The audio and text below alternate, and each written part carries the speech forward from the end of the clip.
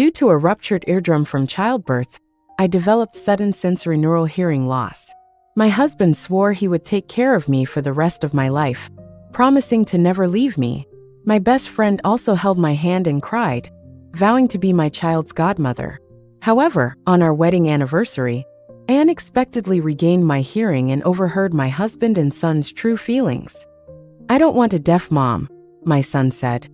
"My birthday wish is for Aunt Queenie to be my mom." My husband added, "Queenie, I'm so sick of Rachel being disabled. After the graduation banquet, I'm going to divorce her and marry you." I secretly recorded everything using a pinhole camera.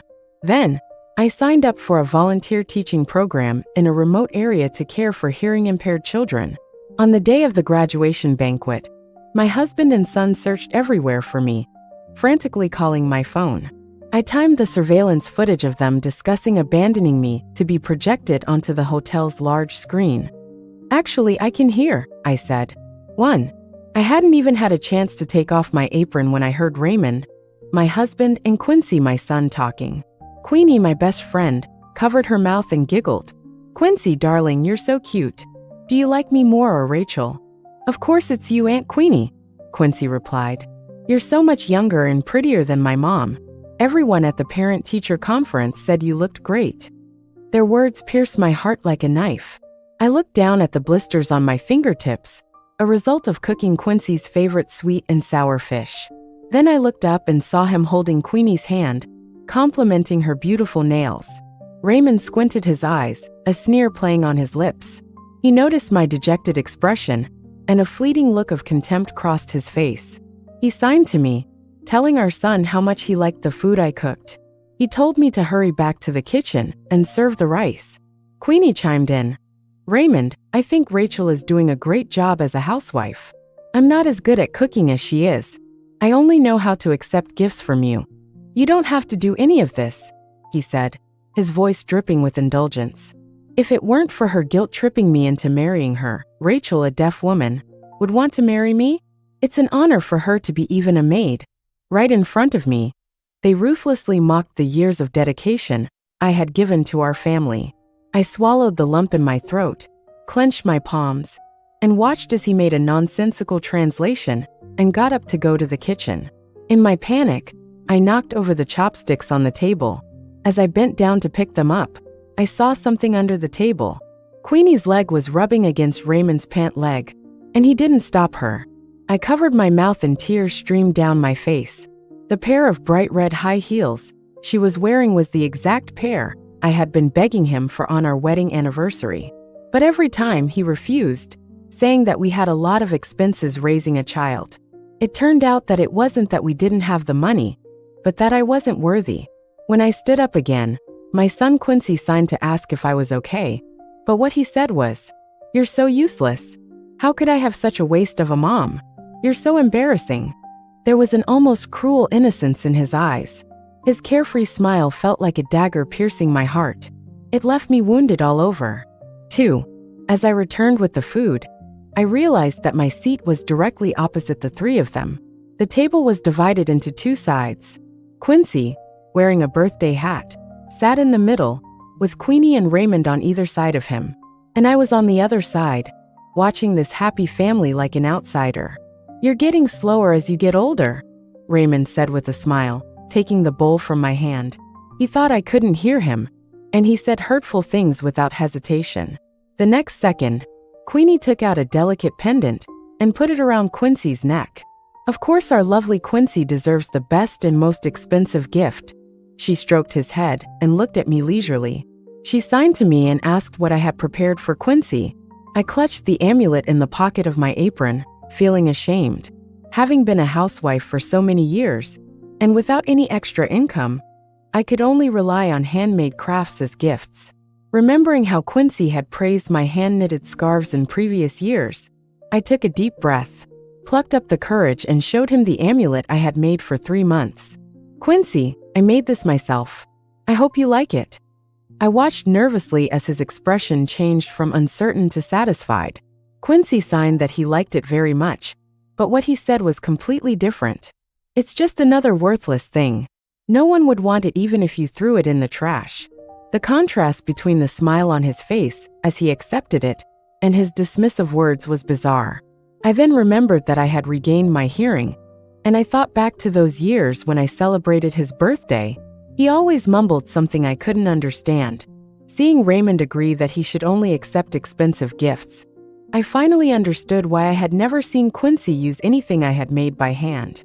Those so-called heartfelt gifts were simply worthless compared to the high price.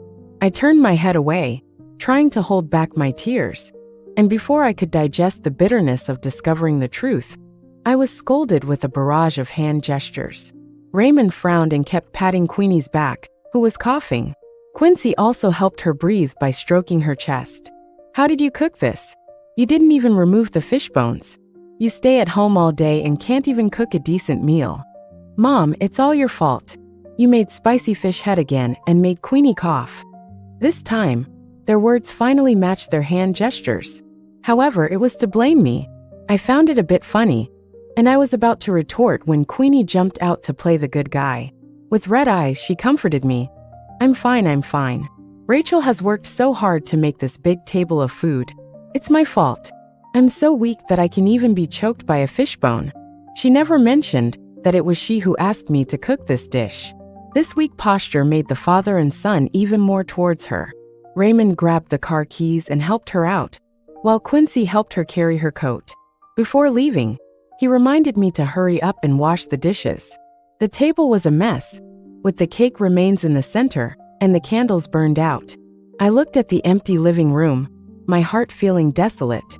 When the clock struck 10, my stomach growled, and I realized that I hadn't had a chance to eat since I got up early. My weathered face was reflected in the glass window. Today was not only Quincy's birthday, but also my 30th birthday. I regained my hearing, but I learned that my husband and son loved my young and beautiful best friend, Queenie, not the old and withered me. 3. After hastily eating a few bites of cold leftovers, I fell asleep in my clothes and was woken up by a phone call early in the morning. Raymond's secretary said that a document had been left at home and needed to be sent over immediately. I dragged my tired body and took a taxi to the location. I waited for 3 hours, but no one came. Just as I was about to leave, I heard Raymond and the others talking. "Queenie, look at how stupid my mom is. She believes everything people say. Queenie, now you're finally satisfied. I've always said that Rachel is just a lapdog that I can call upon whenever I want, and you still don't believe me." They were squatting in the bushes, playing a game of truth or dare. Thinking that I couldn't hear, they mocked and ridiculed me without restraint. A terrible chill ran through my body, and I trembled with anger, biting my lip and pretending not to know anything. When the 3 of them left, I followed them all the way, watching as Quincy casually threw the amulet I had carefully made into the trash can. Raymond held Quincy in one arm, and Queenie held their son's hand, looking like a happy family. The staff member who was about to collect tickets stopped me as I followed along in a daze, suddenly raising his voice. Hey, you haven't paid yet, you can't go in." The loud reminder attracted everyone's attention, and Raymond looked in the direction of the sound. His face turned black instantly. "What are you doing here?" he signed, his voice full of impatience. "Queenie has just recovered, and I brought her and our son to celebrate her birthday. What are you, a deaf person, doing here?" "I'm your wife, Quincy's mother. Shouldn't I be here?" I don't know how I walked up to him step by step. Forcing back a sob, I added slowly, "You're celebrating with her and your son. So what am I? What am I in this family?" Queenie looked guilty and suddenly burst into tears. She signed very quickly and argued frantically with the surrounding crowd. "I'm sorry, Rachel, it's all my fault. I thought that since you made me Quincy's godmother, I should help take care of the child. And just so happened Raymond suggested celebrating, so I suggested coming to the amusement park. If you want to blame someone, blame me." She completely pushed me into the position of the villain with her retreat. Many people started whispering among themselves, "Oh my God, she's deaf. It sounds like her good friend is helping her take care of her child, and she's jealous and unhappy. The dog bites Lu Dongbin and doesn't recognize a good heart. I think her good friend is really unlucky, being wrongly suspected. I heard that disabled people are not mentally healthy, and the father and son are also quite pitiful." The discussions got louder and louder. Raymond pinched his brow, comforting Queenie on one side and signing to her on the other. "Aren't you ashamed yet? Why don't you just go back?" He waved his hand, signaling me to leave, and Quincy shouted loudly to the people around him, "This deaf person is not my mother. I don't have such a useless mother." I looked at the three of them having a happy time, excluding me. Suddenly I felt so tired. More tired than starting a business from scratch with Raymond, living in a rented house, hungry and cold, and delivering food every day to support my family. Finally, I made up my mind and met his indifferent gaze. "Raymond, let's get a divorce." 4. Words I never thought I'd say to him came out of my mouth at that moment, as if a huge stone had been lifted from my heart. The emotions that had been suppressed for so long were finally released, and I had no intention of telling them that I had recovered. I simply pretended to be the same as before, communicating through sign language and spoken language. Raymond sneered. "Rachel, are you done making a scene? It's our son's birthday today. Why do you have to make things so ugly? Why don't you apologize to Queenie?" He took a few steps back, putting distance between us, as if being close to me was something shameful. Queenie's eyes were red. She let go of Quincy's hand and kept apologizing, begging me not to say such angry words. My son Quincy rushed over at this moment, grabbing my pants and punching me repeatedly. "Bad mom, you're a bad mom. I don't want you anymore. I'll never want you again. Go away. It's all your fault that Queenie is crying." At such a young age, his strength was not great, but each punch felt like 1,000 pounds, hitting me, with tears and snot all over my face. Anyone who didn't know would think that I was the culprit who broke up this family. The onlookers pointed fingers and tooted, and many called me a white-eyed wolf and ungrateful. I yanked my legs and walked quickly towards the exit, and Raymond's angry roar came from behind. "Rachel, you cripple are getting arrogant. Don't ever come back to my house." At that moment, I hated myself so much for regaining my hearing and being able to hear these hurtful words. But I was also glad that I woke up not too late. Unknowingly, I returned home, my face covered in tears. In my blurred vision, I saw a family portrait of the four of us hanging on the wall. That was when I had just given birth to Quincy, and I was standing in the corner. Sitting next to Raymond was my best friend Queenie. He said at that time that since Queenie was my godmother, she should naturally join the family portrait. And to show his sincerity, Raymond even let her take my place as the hostess. I stood on the side, more like a servant. At that time, I just thought it was okay to be closer, but now that I think about it carefully, they probably had a relationship long ago. They just hid it from me, a deaf and blind fool. It's all over. I mumbled to myself, stumbling into the bedroom to pack my clothes, constantly comforting myself. It seemed that this would give me the courage to face the cruel truth. A small suitcase contained all the 7 years I had devoted myself to Raymond's family. Most of the things in the villa belonged to them. Even the cosmetics that Queenie left behind when she came to play were more than mine. I pulled the handle of the suitcase and looked back, silently saying goodbye in my heart before pushing the door to leave. Raymond and Quincy rushed back from outside, sweating profusely, one holding my hand and the other holding my suitcase. They both said at the same time, "I'm sorry, I was wrong." Seeing my surprised expression, they realized that I couldn't hear them speak, and they gestured frantically. Raymond directed Quincy to put the small cake on the table, and then explained to me, "I'm sorry, Rachel, it was my fault. I forgot that today is also our wedding anniversary. It's all my fault. Don't leave, forgive me, okay? It's all because I've been so busy with our son's birthday that I've neglected you. Just forgive me this once for the sake of the child." 5. I stood there dumbfounded, surprised by the sudden change in his attitude. The next second, my son Quincy took my hand and forcefully pressed me down into the chair at the dining table. He signed seriously, explaining, "Mom, I'm sorry.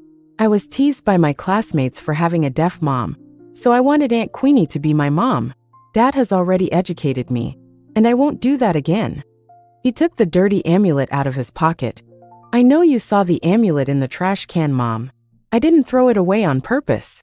An old man asked me to pray for him, so I took it out and accidentally lost it. I've picked it up now, He held up the amulet, and I stared at the Mithria Buddha pendant that Queenie had given him around his neck without saying a word. Thinking that the child was still young, maybe it was just vanity, I couldn't help but feel a glimmer of hope. Maybe they still love me. Seeing that I was no longer arguing about leaving, they exchanged glances. And then they worked together to unwrap the cake packaging. One was responsible for untying the ribbon, and the other was responsible for signing to explain to me, "This is your favorite flavor that your son and I specially chose. We've been all over the city for it. Wife, just forgive us. I promise there won't be a next time. But there's one more request I need your help with."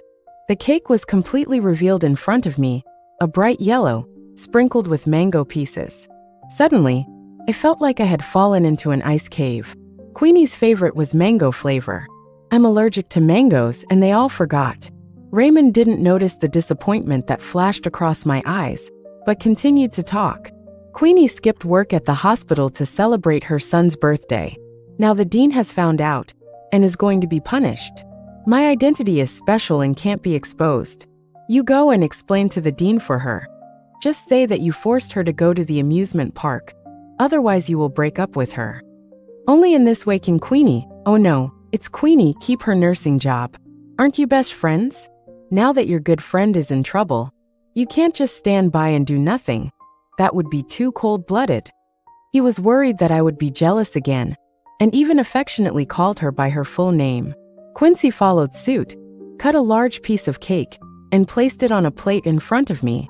Yes, Mom, just help Aunt Queenie. Queenie is so sad. You can't bear to see your good friend lose her job and be homeless. Let's bring her home to live with us then. And I will definitely be a good son to Mom. The father and son sang in unison, flattering me by cutting the cake with the most mango pieces for me. Their sign language was fluent, but it was to plead for Queenie. This absurd and comical scene made me laugh. They thought I had tacitly agreed, and they laughed too. Mom, you're the best. Wife, you're the best. One on the left and one on the right, big and small, hugged me tightly. We looked like the most perfect family of 3 on TV. Only I knew that they weren't doing it for me, but for Queenie. 6. At the hospital, the dean slammed the table. Rachel, how could you threaten to make Queenie lose her job? Do you know that she takes care of patients in the emergency room and can't leave for a second? Fortunately, the family and patients are fine now. But if anything had happened, do you know how many people would have died? Spittle flew all over my face, and I didn't even have time to explain before I was kicked out of the office. Raymond and Quincy leaned over Queenie's ear with a bit of relief, muttering that it was a good thing she wasn't the one being scolded. They also signed to express their gratitude, saying that they would definitely let me give a speech at the head table on the day of Quincy's graduation banquet. Quincy, who was about to enter middle school, had been given a banquet by the school due to his excellent grades. They were planning to take the opportunity of the graduation banquet to finalize the matter of adopting Queenie as their godmother. Sister Rachel, that's great. We can take care of Quincy together from now on, and your pressure will be much less, she affectionately wanjawudashubi, and took me into the emergency room while Raymond and his son left to make preparations. The patient was already half cold, and she let out a bloodthirsty smile. Rachel, your death day is on the day of the graduation banquet. She thought I couldn't hear, and she whispered in my ear, and I quickly pressed the recorder hidden in my sleeve. You gave false testimony for me today, so if the patient dies later, you can't blame it on me. If the family makes a fuss at the graduation banquet, it won't be my fault. Don't blame me, blame your husband and son. Who told them they love me so much that they would even let you take the blame for me? The on and off screen of the ventilator reflected her triumphant face, and she signed to thank me. Thinking that I couldn't hear, she laid out her plan and mentioned the happy time she had playing parent-child games with Raymond at the parent-teacher meeting. Before I left, she threw out one more sentence. Don't worry, I'll be firmly seated as the mistress of Raymond's house. I returned home, drenched in cold sweat, and in shock. I searched for the hidden camera that I had installed to monitor the nanny to see if she was taking good care of the newborn Quincy. Unexpectedly, it recorded all the intimate scenes between Queenie and Raymond's family. There were scenes of them secretly playing water games in the villa swimming pool behind my back. There were scenes of them making cupcakes together in the kitchen while I was out shopping. And there were scenes of the three of them playing house together while I was resting with my eyes closed. After watching all the videos, my heart ached. There was also a photo album next to it. When I opened it, I realized that it was all photos of Raymond and Quincy traveling around the world with Queenie. It turned out that they had become so close without my knowledge. On the last page of the album, there was even a crooked handwriting from Quincy. I wish Godmother could join our family.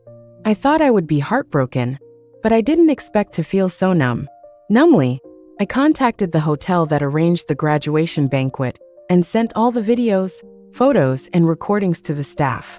After asking the other party to play them when irrelevant people arrived at the banquet, I quietly restored everything, pretending that nothing had happened.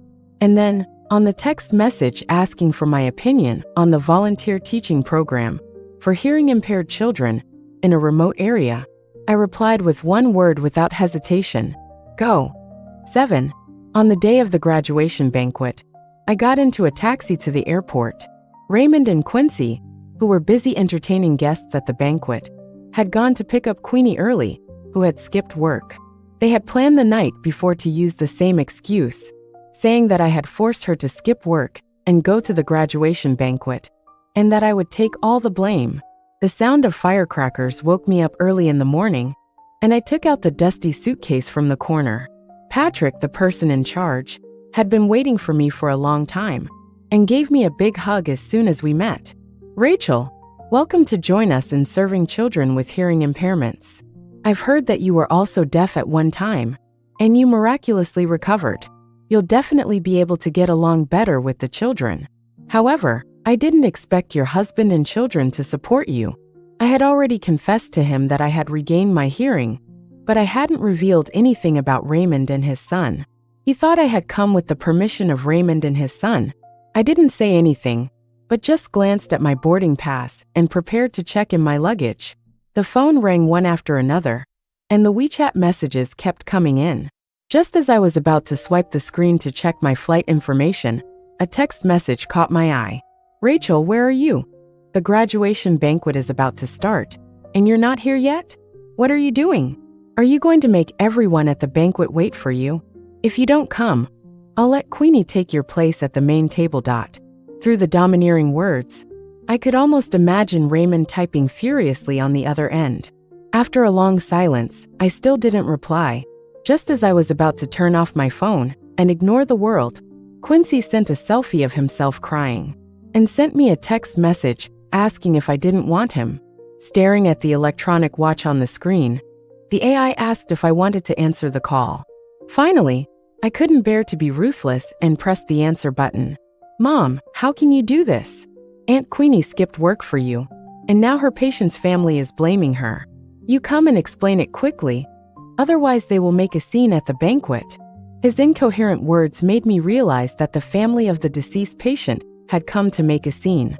Raymond couldn't find me at the scene to take the blame, so he was naturally furious. Quincy used the ploy of self-pity to try to deceive me, and he begged me with tears in his eyes. There was a long mechanical buzzing sound on the phone, and on the other end, Queenie said in panic that I was deaf and couldn't hear, and urged them to type and send messages quickly. I spoke softly. I can hear. My voice was so small that it was insignificant compared to the noise on the other end. Raymond's text messages kept coming, all telling me to come and explain to Queenie quickly. Rachel, are you going to kill Aunt Queenie? Come quickly. She's crying now. It's all your fault. Quincy burst out cursing. If you keep doing this, I won't want you as my mother anymore. I'll hate you. Okay, then hate me. As soon as I finished speaking, I handed him my ticket and walked towards the entrance. Raymond and Quincy were both stunned, saying in unison, You can hear? I nodded. Yes, I can hear. I can hear all their insults, slanders, and disgust towards me. I can also hear the deepest answer from my heart. I don't want to love them anymore. 8. As the organizer of the graduation banquet sent me a text message saying that the recording, video, and photos of the album had all been projected onto the big screen, I was already sitting on a plane to the deep mountains. There were gurgling streams, towering mountains, and simple children. Patrick, with red eyes, hugged the leading child and told me that they had to hide in the deep mountains to receive education because they were discriminated against by the public, and they had little communication with the outside world. So now they even found it difficult to speak. A cute little girl squeezed a few words out of her teeth with difficulty and stuffed a picture into my palm. Welcome, Rachel teacher. She hadn't spoken to an outsider for a long time, but she still managed not to use sign language and insisted on speaking orally. On the colorful paper was a picture of teachers standing on the podium, holding chalk and writing on the blackboard to teach knowledge, and the scene of them raising their hands to answer questions. A pair of Queenie's longing eyes stared at me, treating me like a savior. My eyes welled up, and I finally burst into tears, squatting down and hugging all the children. The days of teaching were very fulfilling. I rarely paid attention to the outside world, except that Patrick would tell me some gossip news. You know, the father and son of Raymond, the richest man in the capital, have gone crazy. I heard it was because of Queenie, probably the child's mother, who didn't take good care of the patient, skipped work, and was arrested. The graduation banquet was a big mess. Hearing the familiar name, I paused my work of correcting homework. They actually didn't find anyone to take the blame for Queenie. This amused me a little, but then I smiled with relief. What does it have to do with me? Patrick took a bouquet of flowers and put them in the vase on my desk. He deliberately started a conversation with me, and I heard they seemed to be looking for someone. My heart skipped a beat. Looking for who? I don't know, he shook his head. It must be someone important, $1 million reward. It's been on TV and newspapers every day. That little kid has been holding an amulet, saying he wants to find the owner. His eyes lit up, and he grabbed the handkerchief I was going to give to the hearing-impaired children, pointing to the embroidered Fu character on it. Yes, it's exactly the same as this embroidery. The children peeked out of the window, thinking he was going to take away the gift I gave them, and they all ran in. No, Teacher Patrick, this is Rachel teacher's gift to us. You can't take it away. That's right, if you like it, go ask Rachel teacher to embroider it for you. Don't covet ours. Teacher Patrick is so shy. He likes someone but doesn't dare to say it. He only dares to secretly ask us what Rachel teacher likes. And he doesn't even dare to confess to the girl he likes, coward. The children happily took the handkerchiefs I had embroidered, each with a smile. Under my guidance, even if they couldn't hear the outside world, they would no longer resist speaking like before. Looking at their smiling faces, I felt a little relieved. Having been deaf, I know how hard it is. And if I become mute again, it would be even more miserable. Patrick blushed and couldn't say a word, saying that these children were little devils. They could guess what people were saying by just looking at the shape of their mouths. If there was enough money to have surgery, it would definitely turn the school for the hearing impaired upside down. His words made me realize that there might be another possibility for the children. As long as there was enough money, they could have surgery. At the very least, they could get hearing aids and hear some sounds. Thinking of Raymond and his son's offer of $1 million reward to find me, I still took the rest of the embroidery. I handed it to Patrick and asked him, Patrick, please help me sell these in the city center. 9. When Raymond and Quincy arrived, I was holding a mischievous child, wrapping a scarf around him, and gently rocking his hand. Quincy crossed his arms angrily and ran over immediately, pushing the person out of my arms, and then hugged my waist and shouted loudly, Get away, this is my mom, don't you dare take her away from me. I wasn't surprised to see him, because I had already guessed they would come. Now I was only concerned about whether Patrick had received the bounty to fund surgery for the children. The child who had been pushed down didn't understand and started crying loudly. The other children formed a circle, swearing to drive Quincy away. Who are you, wild child? Go away. Don't bully our teacher Rachel. She's the mother of all of us, not just yours. These abandoned children had already taken me as their mother and Quincy as an outsider. I waved my hand to calm them down and disperse. Raymond's voice trembled as he slowly approached. Rachel, I finally found you. His eyes were bloodshot. Clearly he hadn't slept well for a long time. Do you know how long I've been looking for you? How could you just leave us like that? For 3 whole months, you just disappeared, and I searched for you all over the world with my son. Don't you want us anymore?" As he spoke, tears fell.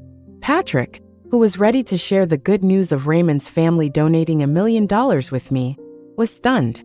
Pointing at me, who was hugged by Quincy, he looked at the unshaven Raymond and instantly realized what had happened. He threw the check to the ground forcefully and pulled me away from Quincy's restraint. "So you two are the father and son who hurt Rachel?" I said why she was crying so hard when she first came. "It's because you favored that Queenie, and you wanted her to take the blame. So Rachel came to teach in the mountains without hesitation. You dared to show up," I spit. He protected me behind him. Get out of here. You don't deserve Rachel." Patrick cleverly guessed the cause and effect, and shouted at the children to take the brooms and drive the father and son away. The children, who had received the order, pushed and shoved, and in the dust, I saw several footprints of dirt on Raymond's expensive suit. Quincy cursed them for being country bumpkins and told them to stay away from him. Patrick commanded, "Raymond, Quincy, you two ungrateful father and son, get out of here. Get out." "Haha." Raymond stood there without moving, and an intimidating aura emanated from him. "Rachel is my wife and my son's mother. You should be the one to get out. What status do you have? What qualifications do you have to talk to me like that? If it weren't for the fact that you're taking good care of these hearing-impaired children, I would have had my bodyguards drag you out and beat you to death." At this moment, the cold-bloodedness of the wealthy man was finally revealed. He extended his hand to me, half threatening and half tempting. "Rachel, come here. I know you care most about these hearing-impaired children. As long as you are willing to come back, I will pay for their surgery and buy them hearing aids. If you don't come back, it won't be a big deal for me to shut down a school for the hearing-impaired." I widened my eyes in disbelief. "You dare? Rachel, don't test my patience." 10. Raymond and Quincy were as cruel as each other. After realizing they had been played when they learned the truth, they abandoned Queenie without hesitation and turned to look for me. Sitting on the familiar living room sofa, I didn't feel happy at all. Quincy hugged me, tears streaming down his face. "Mom, I didn't know you could hear me. Don't blame me for saying those things before. They were all angry words. I don't want others to look down on me, and you certainly wouldn't want me to be laughed at, right?" Raymond sighed along. "Before, I didn't control the extent of my closeness with Queenie, and it was because I thought she was the child's godmother, and it wasn't good to be too distant. You are my wife, and also the wife of a billionaire, so you have to be more magnanimous. Now that I've sent her to prison for you, you can finally calm down." They cleverly pushed all the blame onto others, while they themselves became the most innocent ones. I didn't even want to see their faces, but when I saw the news of hearing-impaired children being adopted one by one, I realized how powerful Raymond's family really was. "Rachel, to make you happy, I've had surgery done for those children. They have recovered and are now all attending normal schools. Some have found their biological parents, and some have been adopted. Now you can finally rest assured and no longer go to the mountains to teach." Raymond did everything perfectly, even arranging a place for Patrick. Holding flowers, Patrick, who was excited to tell me that he had become a principal, had a childish smile on his face. He asked me nervously, "Rachel, are you willing to go with me? I want to take you to see the snow mountains abroad, to see the stars all over the grassland, and let you live a free life." There was a trace of anxiety in the young man's eyes, and my heart was already broken. I shook my head. "I've never liked you. Don't bother me anymore." As I turned to leave, I could still feel the burning gaze on my back.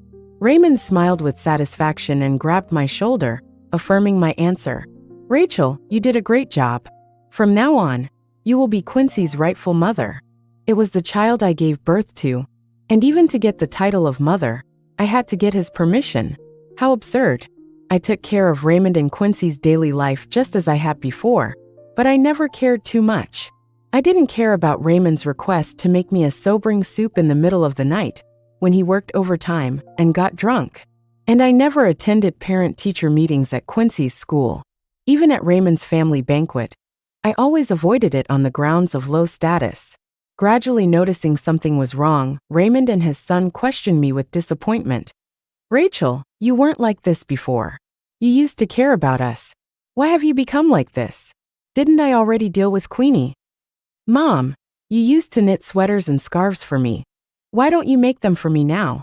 I remained silent, and they couldn't get an answer. And there was nothing they could do. They could only let me go to the villa alone. When I was dying, they spent all their wealth trying to keep me, but in the end they failed. Before I died, I refused their visit to the intensive care unit. In my gradually darkening vision, I saw the picture of the mountains, rivers, and the hearing-impaired children laughing. Patrick once asked me why I was willing to take root in the mountains. I think away from Raymond's family, I am free outside. At the moment my heart stopped, I wrote my last words with a pen. Once missed, it's missed forever. Raymond and Quincy missed the time when I loved them the most. Everything can never go back.